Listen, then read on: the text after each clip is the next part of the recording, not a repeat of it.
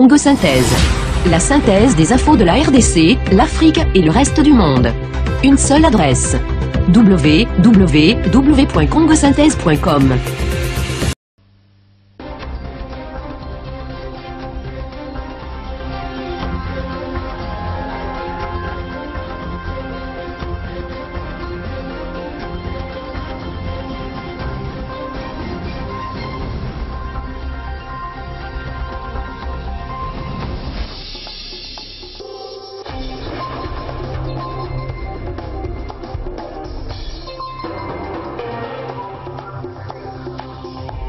Renforcement de la confiance entre les Nations Unies et la République démocratique du Congo.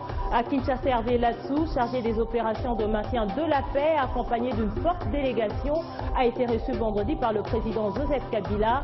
Il était question d'évaluer le redimensionnement de la présence militaire des Nations Unies en RDC à travers la MONUSCO.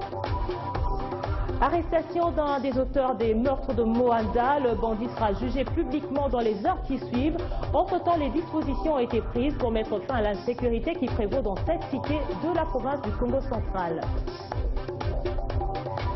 Élection au Togo ce samedi, 5 candidats sont à la conquête du fauteuil présidentiel. 3 500 000 électeurs sont attendus dans près de 9 000 bureaux de vote ouverts sur toute l'étendue du pays.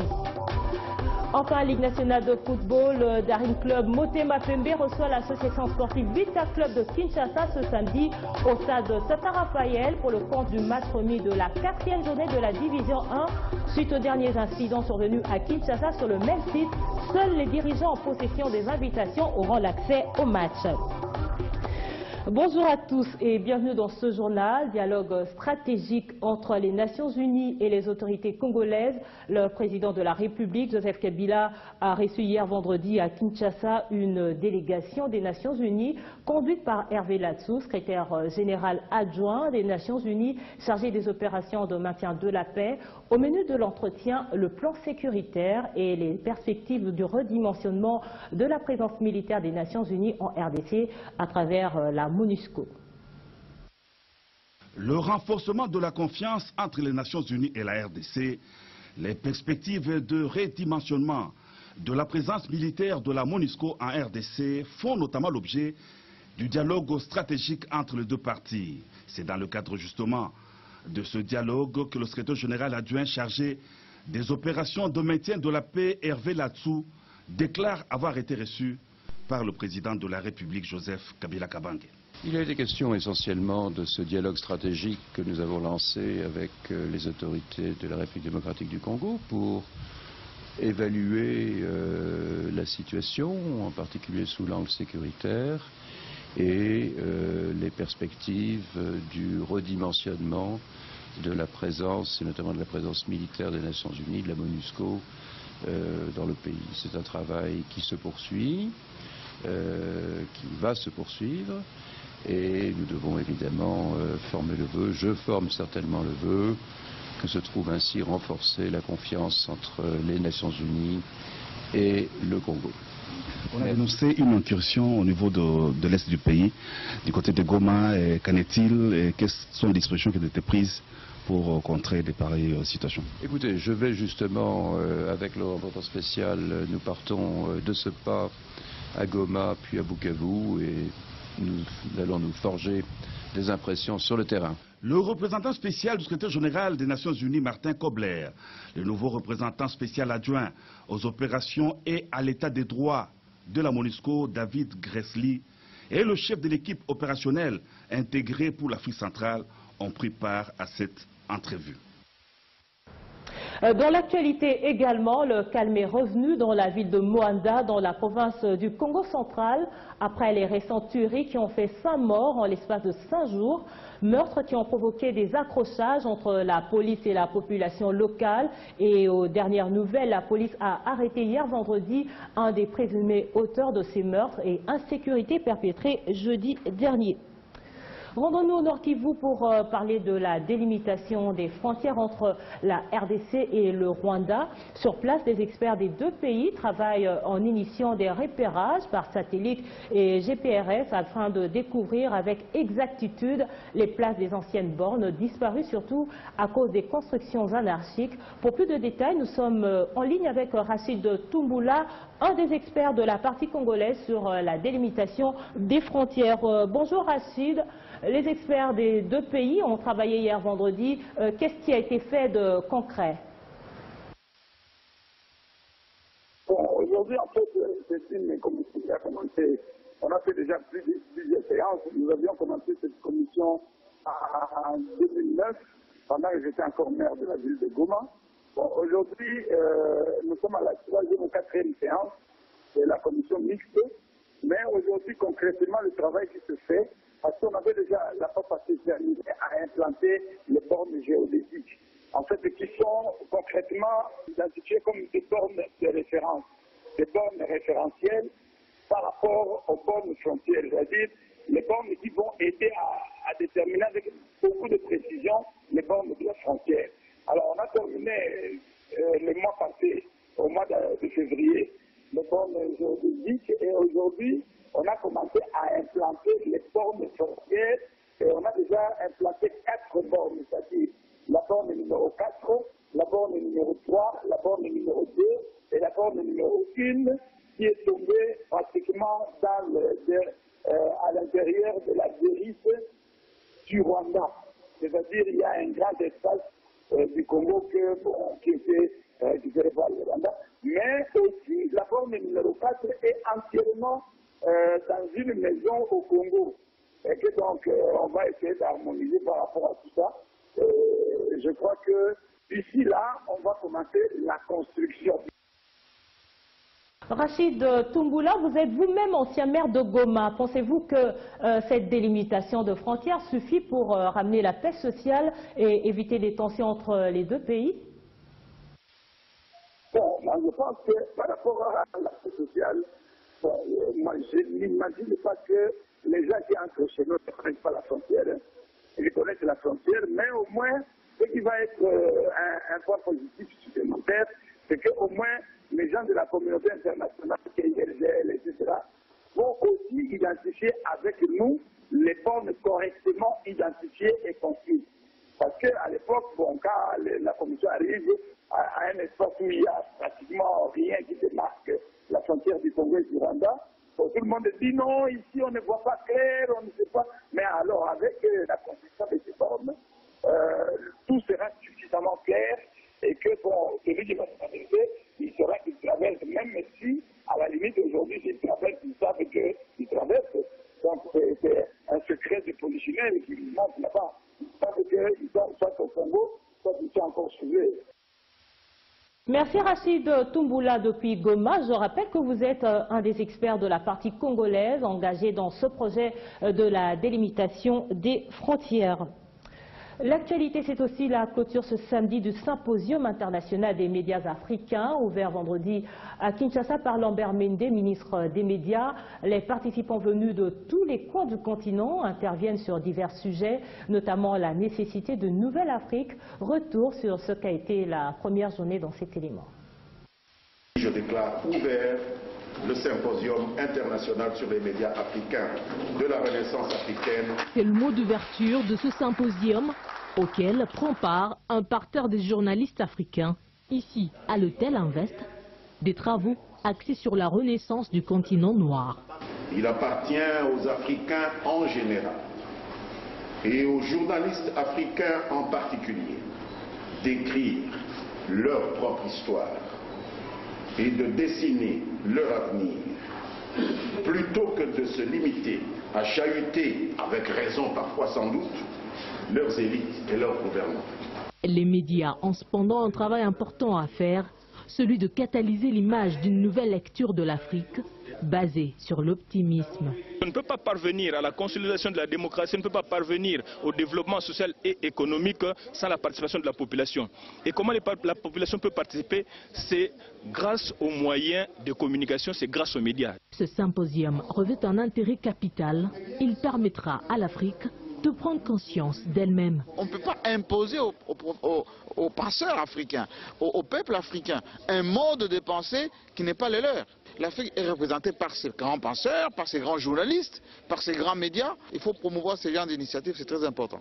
Cette conférence permettra par ailleurs de dégager les facteurs de développement pour l'émergence de l'Afrique qui passe entre autres par les médias. Il faut cette mutation-là pour que nous soyons des accompagnateurs dans l'émergence d'une nouvelle Afrique. Et cela passe par un bannissement des discours pessimistes dans nos milieux et que nous soyons conscients de la force que nous représentons. Venus de tous les coins du continent, notamment du Tchad, du Cameroun et de la Côte d'Ivoire, ces professionnels réfléchissent et débattent durant 2 jours du rôle ainsi que la responsabilité que doivent jouer les médias africains dans la renaissance de l'Afrique. Et dans le reste de l'actualité, tous les candidats présélectionnés par la CENI à Kinshasa sont attendus ce dimanche 26 avril à l'Université protestante du Congo pour les tests psychotechniques prévus de 8h à 12h, alors qu'en province, les candidats retenus passeront leurs tests dans les différents sites choisis par le CADIDEC et la CENI. Pour rappel, les effectifs du personnel permanent dont la CENI a besoin s'élèvent à 1010 agents et cadres. Et pour la ville de Kinshasa, le CADIDEC a présélectionné 4048 demandeurs d'emploi. En bref, toujours 25 avril, journée mondiale de lutte contre le paludisme pour 2015. Le thème retenu est investir dans l'avenir, vaincre le paludisme. L'Organisation mondiale de la santé, qui enregistre des progrès dans cette lutte, vise à faire baisser de 90% le nombre de cas et des décès dus au paludisme d'ici 2030 par rapport au niveau actuel. Tout à fait autre chose, on passe à l'éducation. Le lycée technique de la Gombe s'apprête pour son jubilé d'or le mois de mai prochain. Plusieurs activités sont prévues à cet effet, mais après 50 ans de son fonctionnement, l'école présente de besoins pressants de sa réhabilitation en cette période où la RDC a initié un vaste projet de construction de 1000 écoles. Les responsables ont invité ce samedi Jean-Marie Kassamba, directeur général de Télé 50 et coordonnateur de la visibilité de la révolution de la modernité, pour les accompagner dans la visibilité de cette école, quelque peu oubliée du grand public congolais. Je suis très content de me retrouver entre la jeunesse de notre pays, les jeunes filles qui sont à l'école secondaire, lycée technique, qui forment ici dans le domaine de la coiffure, coupe et couture. Je trouve ici une institution qui a 50 ans, et c'est pour cela que j'ai accepté de venir, parce que nous sommes d'abord Télé 50, et puis j'ai trouvé ici une discipline, les élèves sont très appliqués, vous voyez l'uniforme, la coiffure, et tout le monde parle en français ici, un français correct, et ils ont des doléances, donc nous sommes venus pour ça, nous sommes venus pour montrer que le chef de l'État est très attaché à la jeunesse de notre pays. Le président de la République est très soucieux de la jeune fille qui étudie, qui a le métier dans le main et qui voit l'avenir avec beaucoup d'optimisme. D'abord, pour la manifestation du cinquantenaire, on va beaucoup visibiliser ce qu'ils vont faire. Ensuite, nous allons faire un petit plaidoyer auprès du ministre des tutelles pour qu'ils aient leur bâtiment pour la section coiffure. Parce qu'on a visité tout à l'heure des ateliers, c'est trop petit. Et puis enfin, il faudra voir de quelle manière on peut aussi un peu moderniser la salle informatique. Direction le Togo, c'est ce samedi que les électeurs togolais doivent élire leur nouveau président. 3 500 000 électeurs au total se rendent aux urnes et près de 9 000 bureaux de vote sont ouverts sur toute l'étendue du pays. Ils sont 5 candidats en lice à la course pour la conquête du fauteuil présidentiel. Déjà dans l'ensemble, la campagne qui s'est terminée jeudi s'est déroulée dans le calme. Au nombre de 5 pour cette année, les candidats en lice, contrairement à 2010, où on comptait 7. Et pour cette course au fauteuil présidentiel, 2 têtes d'affiche et 3 outsiders. Premier candidat en lice, le plus jeune, Géry Tahama, ancien officier de l'armée togolaise. Âgé de 40 ans, Géry Tahama prône la rupture. Deuxième en lice, Mohamed Tchassona Traoré, ancien notaire, Issu de la deuxième ville du pays, Sokodé, il espère hériter pour sa part de bons scores dans la région centre. Aimé Gogué, troisième en lice, vice-recteur de l'université de Lomé, il professe une rupture idéologique dans le nord du pays, acquis depuis toujours à la famille Niasigbe. Suivi de Jean-Pierre Fabre et le président sortant Faure Niasigbe, qui en sont à leur deuxième confrontation après celle de 2010. L'opposant qui n'a jamais accepté le moindre compromis avec le pouvoir estime que 2015 marquera le début de l'alternance, prenant en exemple la présidentielle au Nigeria. Et le candidat président, Faure Niasigbe, qui brigue son troisième mandat, prône aujourd'hui, 10 ans après avoir entamé une lente mutation de l'appareil politique hérité de son père, la poursuite de réformes et se prévaut d'avoir amené au pays une croissance annuelle de 5 à 6%. Par ailleurs, des polémiques entre la commission électorale et l'opposition continuent à faire couler d'encre et de salive. Après la qualité du fichier électoral mise en doute par plusieurs candidats, cette fois, c'est le logiciel de compilation et de transmission des résultats, appelé Success, un système unifié de collecte et de centralisation pour les élections et les statistiques, qui fait déjà l'objet des craintes. Selon l'opposition, ce logiciel de compilation et de transmission des résultats est la porte ouverte à la fraude. Pour sa part, la commission électorale se défend en affirmant que Success permet à la fois de faire remonter en toute sécurité les résultats partiels, mais aussi le taux de participation et les éventuels incidents. Somme toute, une chose est sûre, les Togolais auront un président à la tête du pays. Et en sport, je vous le disais en titre, c'est ce jour du choc au sommet ce samedi à la Ligue nationale de football où le Daring Club Motema Pembe et l'association sportive Vita Club de Kinshasa s'affrontent dans le cadre du match remis de la 4e journée de la Division 1. La particularité de ce classico quinois est que le public n'y assistera pas puisque la rencontre sera jouée donc à huis clos. Seuls les dirigeants des deux clubs en possession des invitations ont droit au match. Doudumbala. C'est cette ambiance des gradins qui manquera sans doute à cette rencontre. Le classico quinois entre le Daring Club Motema Pembe et l'association sportive des clubs, c'est samedi pour le compte de la 4e journée de la Division 1. Puisque le stade Tata Raphaël connaîtra un huis clos total, décision de la Ligue nationale de football, entérinée par la FECOFA et les clubs, pour discipliner les supporters de la capitale qui se sont mal comportés ces derniers jours. Mais loin d'influencer les ambitions des uns des autres, un derby reste un derby, donc il faudra jouer à fond ce match, en souligné les deux entraîneurs à la presse la semaine. Ça sera toujours un derby, on est les premiers à regretter l'absence de supporters, mais je pense qu'il était temps qu'on puisse faire quelque chose. La petite mauvaise période qu'on est en train de passer en ce moment, il n'y a qu'une solution, hein, je le dis depuis le temps, c'est se mettre à travailler encore plus durement, il n'y a pas un autre remède. À tous les Daringmen, moi je le dirais qu'au jour d'aujourd'hui, l'équipe, la manière que l'équipe joue tous les matchs, la manière que nous procédons sur les terrains, au jour d'aujourd'hui, personnellement, je trouve que l'équipe est en progression malgré qu'il ne gagne pas.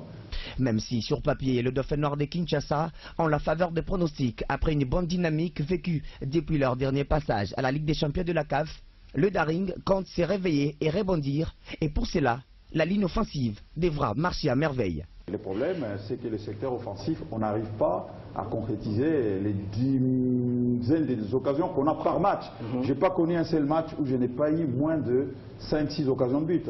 Avec 5 points et avant-dernier au classement partiel, les teams vert, blanc et rouge devra puiser dans leurs ressources pour venir à bout des 20 clubs qui restent sur plusieurs victoires devant son rival depuis maintenant 5 ans. Et justement, en rapport avec ce derby de la capitale, la Lina Foot a réuni hier les dirigeants des deux équipes à son siège de la Gombe. Objectif, vulgariser les décisions prises par cette instance afin de réussir l'organisation de la dite rencontre et les mesures de sécurité à appliquer. On écoute à ce sujet Patrick Banichai et Bilian Sikou, respectivement secrétaire général de l'ASV Club et secrétaire sportif du DSMP. À la veille d'un grand match comme celui-ci, on se retrouve toujours pour mettre en place les dispositifs nécessaires en ce qui concerne toute l'organisation. Bien entendu, la sécurité prend la part du lion. pas de spectateurs, nous nous inclinons tout simplement à la décision que nous n'acceptons pas, pour la bonne raison qu'on prive notre public le plus grand spectacle, le plus beau spectacle qu'il peut vivre. Mais à l'impossible, nul n'est tenu, on s'incline, néanmoins on a obtenu que le match soit diffusé, retransmis en direct par